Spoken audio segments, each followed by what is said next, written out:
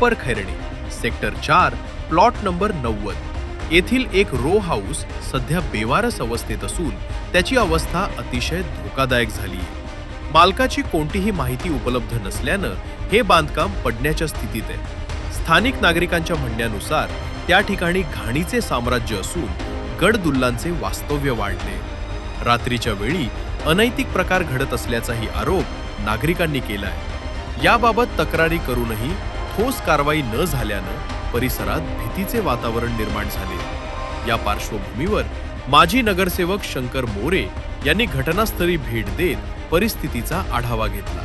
त्यांनी कोपर Khairane ward officer भरत दांडे यांना सोबत घेऊन संबंधित ठिकाणाची पाहणी केली व तात्काळ कारवाई करण्याच्या सूचना दिल्या। नागरिकांच्या सुरक्षिततेसाठी जे काही करणं आवश्यक आहे ते केले जाईल असे आश्वासन त्यांनी दिले। आता आपण कोपर खैरणे सेक्टर 4 मध्ये आहोत।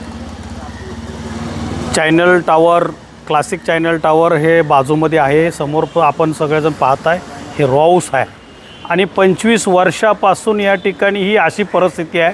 रो हाऊस पडायला लागलेला आहे। नागरिकांना त्या ठिकाणी एक भीती निर्माण झालेली आहे। हा कधीही त्या ठिकाणी रो हाऊस पडू शकतो। ह्याच्या ओनरशी आम्ही 25 वर्ष झालं प्रयत्न करतो भेटायचं, परंतु ओनर मला वाटतं इंडियामध्ये नाही आहे। बँकेचं लोन आहे, लोन असल्यामुळं बरेचसे नोटीस या ठिकाणी येतात आणि ही परिस्थिती अशी आहे। आता ह्याला वाली कोण आहे? अधिकाऱ्यांना त्या ठिकाणी कंप्लेंट दिल्यानंतर अधिकारी या ठिकाणी सांगतात की हे बँकेचं लोन आहे, मग ह्याच्यावर कारवाई करणार कोण? आणि म्हणून आज या ठिकाणी आपल्या कोपर खैरणे प्रभागाचे वार्ड ऑफिसर यांना या ठिकाणी मी आणलं होतं। त्यानंतर डेप्युटीना सिव्हिल म्हणून त्यांना या ठिकाणी आणलं होतं। तर त्यांना या ठिकाणी दाखवण्यात आलं की हिची परिस्थिती आपल्याला काय करता येईल, ह्याच्यावर कारवाई कशी होणार। कारण इथं सगळे गर्दुले रात्रीच्या वेळी त्या ठिकाणी येतात। हा कचरा या ठिकाणी पडलेला दिसतोय तुम्हाला। म्हणजे ही अशी परिस्थिती जर आहे, आजूबाजूला चांगल्या सोसायटी आहे, रो हाऊस आहेत आणि हे सगळे लोक राहत आहेत या ठिकाणी, सुशिक्षित लोक राहत आहेत, तर या ठिकाणी अशी परिस्थिती योग्य नाही आहे। मी प्रशासनाला विनंती करेन, आजपर्यंत प्रशासन होतं, आता त्या ठिकाणी आमचे नगरसेवक या ठिकाणी निवडून आलेले आहेत, त्यांना विनंती करेन की आपण त्या ठिकाणी हा मुद्दा त्या ठिकाणी घ्या की अशा बऱ्याचशा प्रॉपर्टी आहेत की 25 वर्ष ओनर सोडून गेलेले आहेत, 2-2, 3-3 बँकेचं लोन करून त्या ठिकाणी पळालेले आहेत। तर ह्या प्रॉपर्ट्यांचं करायचं काय? ह्यांना वाली कोण? उद्या हे पडून जर एखादी जीवितहानी जर झाली त्याला जिम्मेदार कोण? आज बाजूची सोसायटीवाले त्या ठिकाणी सगळे नागरिक आता तुमच्यासमोर उभे आहेत, तेच सांगतात की ह्याला जिम्मेदार कोण? उद्या हादसा या ठिकाणी झाला त्याला जिम्मेदार कोण? तर माझी प्रशासनाला विनंती आहे, आयुक्तांना विनंती आहे की आपण अशा प्रॉपर्टीचं त्या ठिकाणी डिसिजन घेतलं पाहिजे।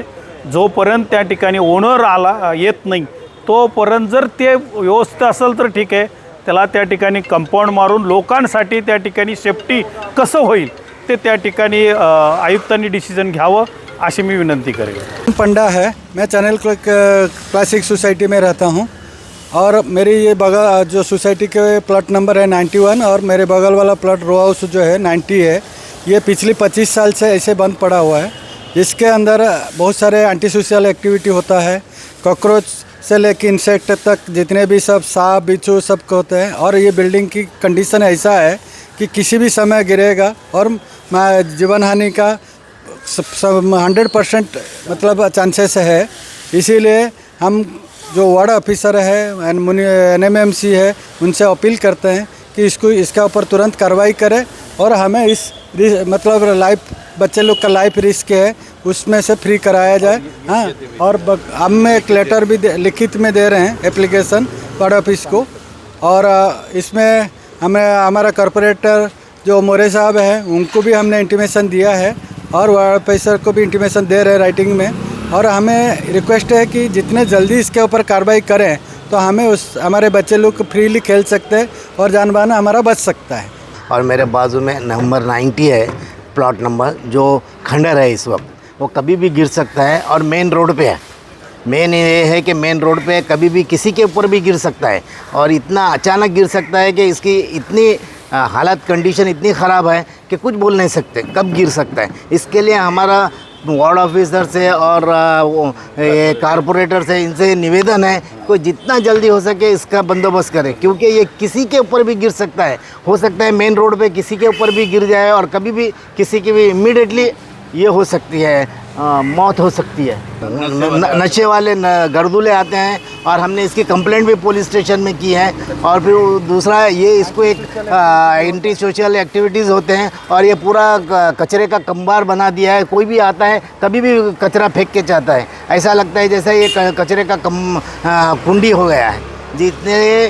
इसको जितना जल्दी हो सके उतना क्लियर करना ये बहुत ज़रूरी है। इसमें बिल्ली कुत्ता जितने भी सब अंदर आते हैं और सब मेरे घर पे बाजू में ही लेके आते हैं, जिसकी वजह से बहुत सारी बीमारियां फैलती हैं और मेरे बच्चे वगैरह सब बीमार पड़ते हैं। इसलिए जितना जल्दी हो सके इतना इसकी बंदोबस्त की जाए और जहाँ तक हो सके हमारे को प्रोटेक्शन दीजिए।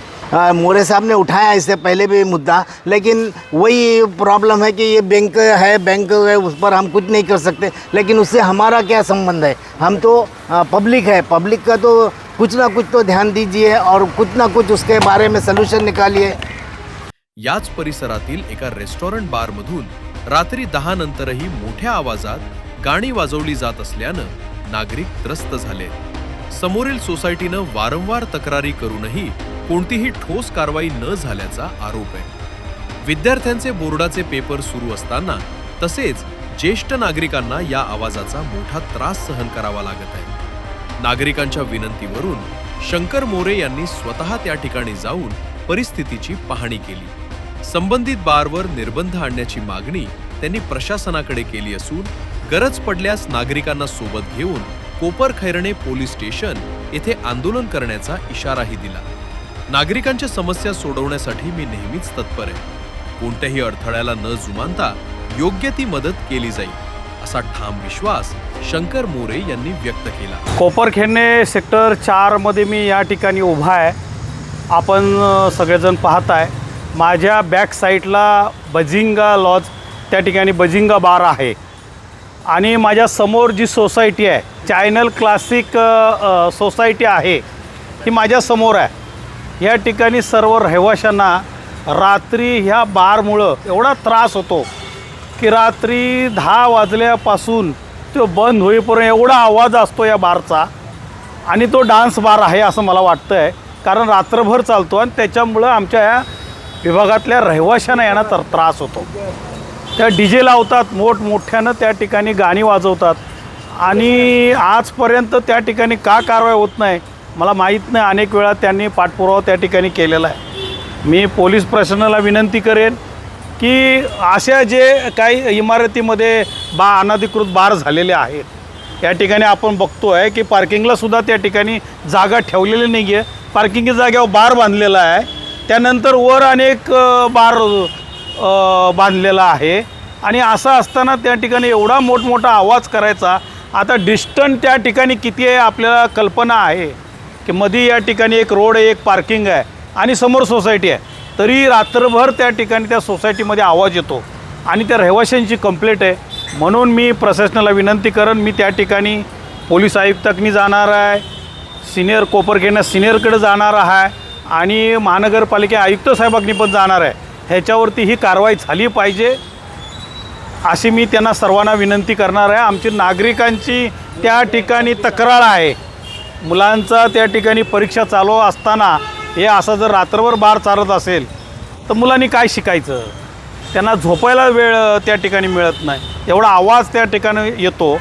तर मी सर्वांना या प्रशासनाच्या सर्व पदाधिकाऱ्यांना विनंती करेन की आता त्या ठिकाणी परीक्षा चाललेल्या आहेत, हे काय छुमछुम जे काय आहे त्याचा नेमका आका कोण ते त्या ठिकाणी पाहून त्याच्यावर कारवाई करावी एवढी मी या ठिकाणी विनंती करणार आहे। जर कारवाई झाली नाही आहे, मी एक समाजसेवक आहे, मी आपल्याला विनंती करणार आहे की माझे नागरिकांची मला कंप्लेंट आल्यानंतर माझ्या नागरिकांपेक्षा माझ्या मतदारांपेक्षा मोठा कोण नाही आहे। त्याच मतदारांना घेऊन त्या सोसायटीच्या नागरिकांना घेऊन पोलीस स्टेशनच्या समोरसुद्धा त्या ठिकाणी मी बसायला तयार आहे। जर कारवाई झाली नाही तर मी प्रशासनाला विनंती करेन की ताबडतोब कारवाई करावी। धन्यवाद। आपकी आवाज आपकी खबर, जुड़े रहिए आवाज टुडे के साथ और सब्सक्राइब करना ना भूलें।